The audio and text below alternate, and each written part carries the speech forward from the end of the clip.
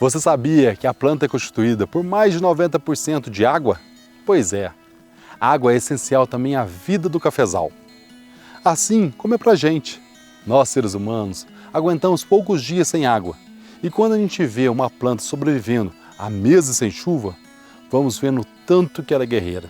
Nessa época do ano, na maioria das regiões cafeeiras, o volume de chuvas é muito baixo e a gente olha para o cafezal e vê tudo murchinho. Dá uma dor no coração, principalmente porque é a época em que a planta está mais machucada por causa da colheita. E é o momento em que a planta está gestando a próxima safra, ou seja, um momento determinante para a produção do ano seguinte. Por outro lado, estamos vendo um clima cada vez mais estranho. Temos secas prolongadas e veranicos. Extremos que acontecem a cada 10, 15 anos. Vem se repetindo com uma frequência cada vez maior. Hoje, vamos falar dessa questão vital para a cafeicultura, que é a água, e da solução que temos para a falta dela, que é a irrigação. O assunto do nosso No Pé do Café de hoje.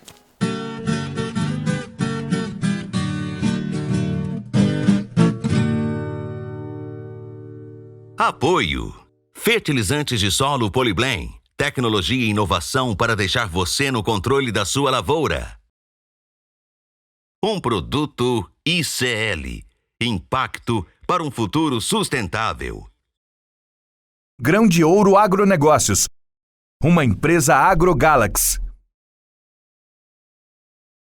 Central do Adubo, referência em nutrição de plantas. Simonésia, Caratinga e Manhuaçu. Olá, meus amigos, amantes do café. Como estão as plantas aí na sua lavoura? Conta aqui nos comentários se você tem irrigação aí na sua fazenda ou se é sequeiro.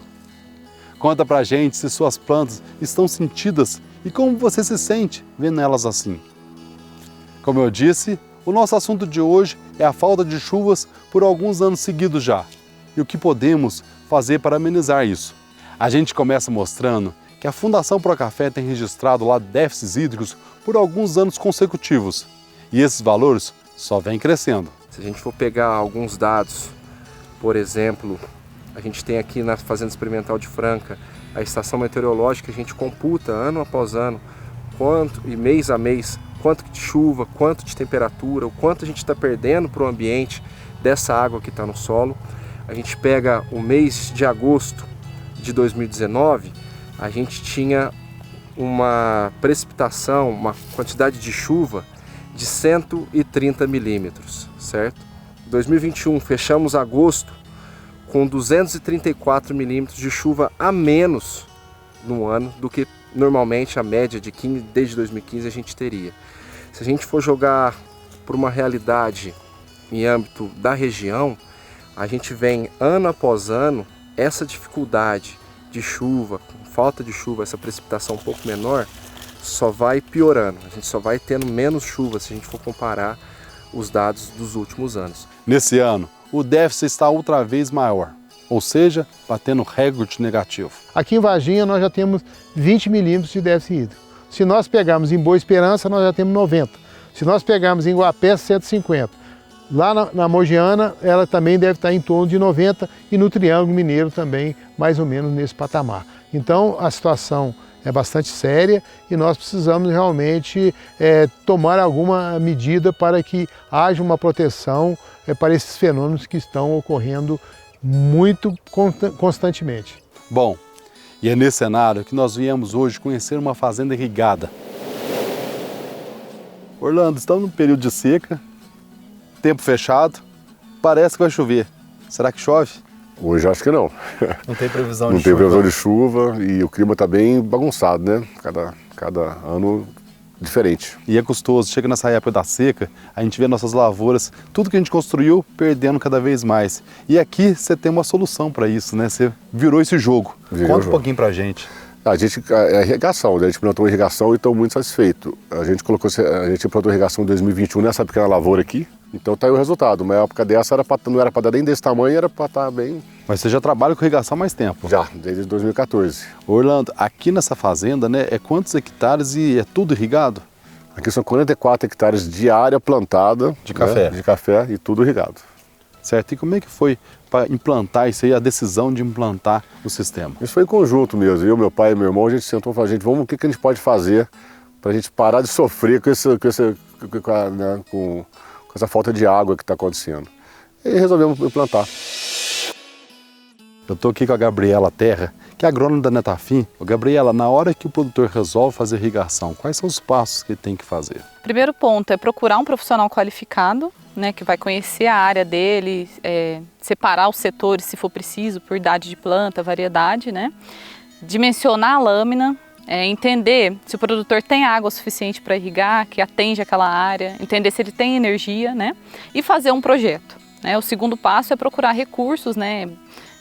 Linhas de financiamento, a gente tem várias, tem barter também. Foi uma decisão fácil quando apresentou os números, os custos, tudo? Vocês não assustaram a princípio, não?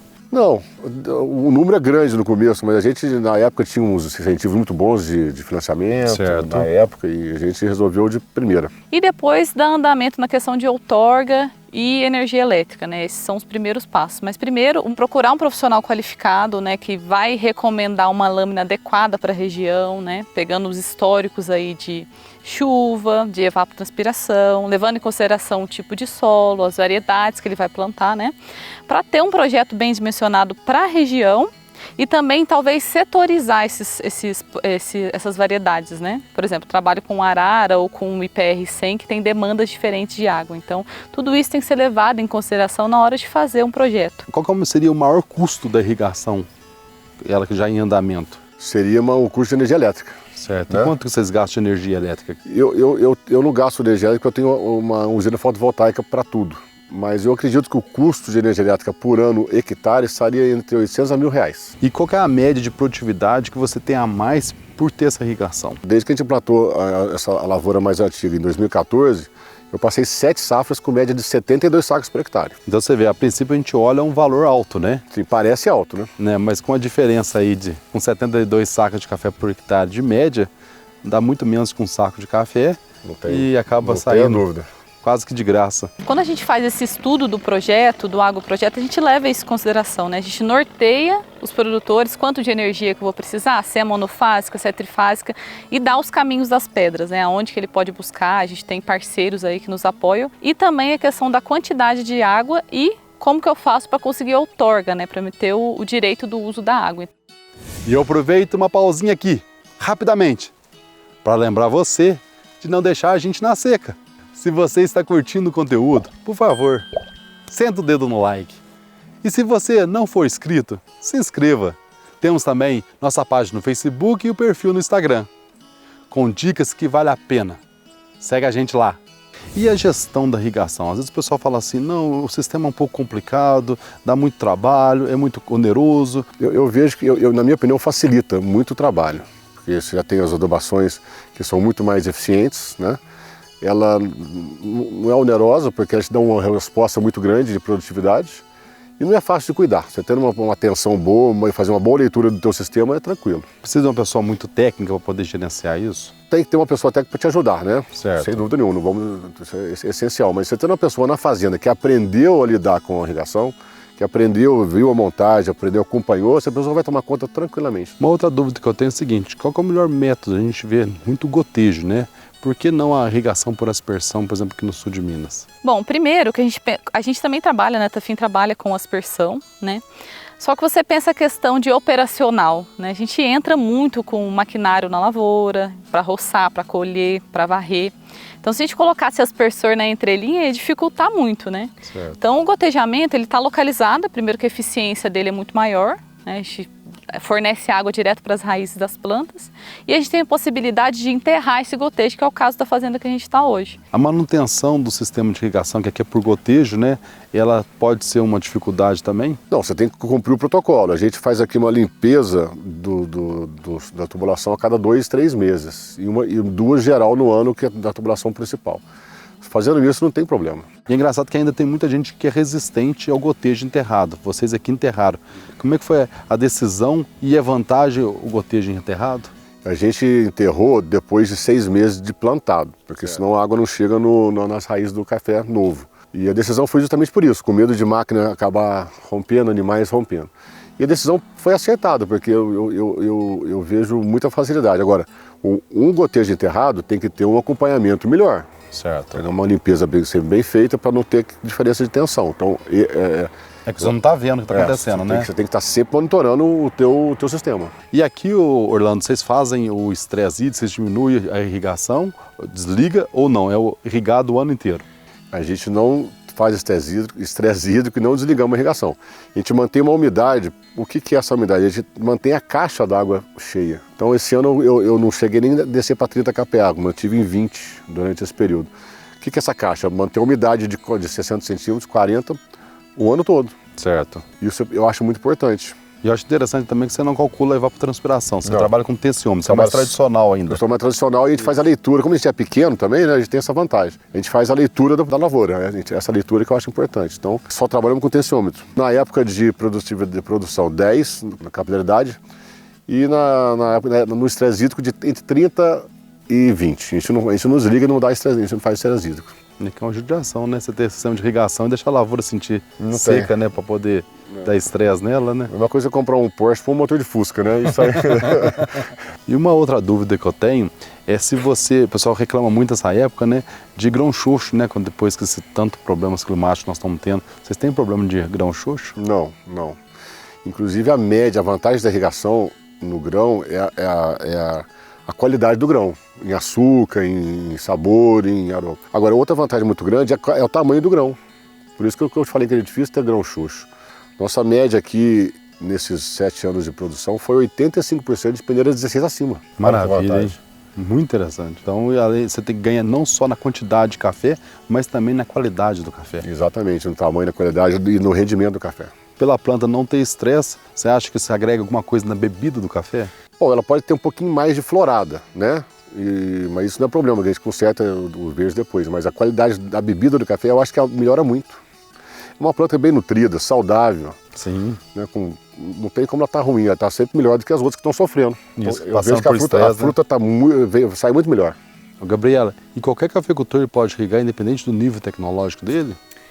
Gustavo, a gente tem que levar algumas coisas em consideração, né? A irrigação é uma tecnologia complementar, né? Certo. A gente tem que pensar que o manejo de praga e doença tem que ser bem feito, o equilíbrio nutricional da planta, uma planta bem responsiva, né? A irrigação cabe a todos, sim. A gente tem tecnologia para o pequeno ou para o grande produtor, né? Certo. Desde controladores mais básicos, projetos bem concebidos para pequeno e para grande também, onde a gente consegue monitorar e ligar e desligar a irrigação tudo de forma remota.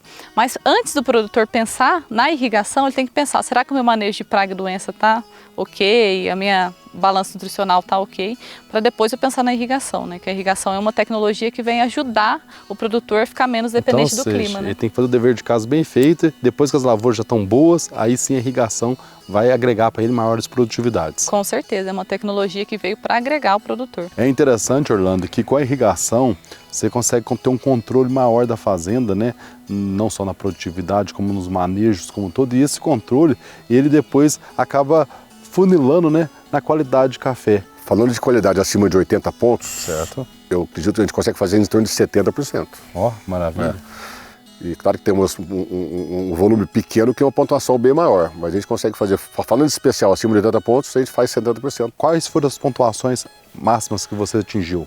A cada ano, os últimos 3 anos só foi aumentando. A gente começou com 87, foi para 88, e esse ano a gente conseguiu 90 pontos. 90 pontos. Eu acredito muito que também veio dessa qualidade do grão que veio da lavoura. Então, ou seja, é o domínio completo da fazenda, essa sensação de ter a fazenda na palma da mão, onde você controla tudo. Exatamente. Não temos ainda na palma da mão, não, que tem a geada, tem muita coisa, mas a irrigação coloca assim na mão da gente. E como é que é esse monitoramento remoto da irrigação? Hoje a gente possui uma plataforma, a gente consegue ligar e desligar o sistema, tudo pelo celular. E a gente recebe também a comunicação, as leituras dos sensores de campo, tensiômetro, sensor volumétrico, estação meteorológica. Então a gente consegue ser mais assertivo no monitoramento. Além disso, a gente consegue extrair relatórios também, isso para certificação é excelente, né? Do que eu fiz de irrigação, quanto que o evapotranspirou. Então a gente tem um maior controle e monitoramento na palma da mão da irrigação. E você aproveita a irrigação não só para fornecer água, mas também para colocar adubos, né, e produtos químicos também. Perfeitamente. A gente faz os tratamentos tudo via solo para fungos e insetos. Certo. E fora fertirrigação, que a gente trabalha aqui em torno de 14 a 18 fertirrigações ao ano, dependendo de quando que inicia a chuva. Então, ou seja, né, numa média de produtividade aqui na região considerada boa, seria espetacular em sequeiro, em torno de 40 sacas de café por hectare. Aqui você está com média de 72 sacos 72. de café por hectare. Então, ou seja, né, a implantação da irrigação parece que é barato, né? Eu acho praticamente de graça. Você se paga no primeiro e segundo ano, dependendo da produtividade que você tem. É interessante que muitas fazendas, né, têm uma produtividade alta, mas acaba chegando no período seco agora e perde. E para você recompor essa lavoura é muito difícil, só quando vem a chuva mesmo, né? Então a gente com a irrigação é uma vantagem que a gente já começa a irrigar agora, já estamos irrigando. Quando você começa a irrigar cedo, você já consegue conservar mais e ela não desfolha. E com isso, para você ter alta produtividade, tem que reter folha. Perfeitamente. E aqui está mostrando, né, que a gente está rodando muito aí, está vendo um cenário bastante complicado e aqui parece que estamos em outra época do ano. Nós estamos no verão aqui. É, está parecendo sim. Estamos no verão. Então, amantes do café, vocês puderam conhecer todos os detalhes da irrigação. Já tomou sua decisão? Conta pra gente nos comentários. E senta o dedo no like. Se você não é cafeicultor, mas acompanha o canal, já deu para notar todo o trabalho envolvido na produção de café. Deixe nos comentários o que você acha de tudo isso. Um grande abraço a todos, obrigado por nos acompanhar e até no próximo No Pé do Café.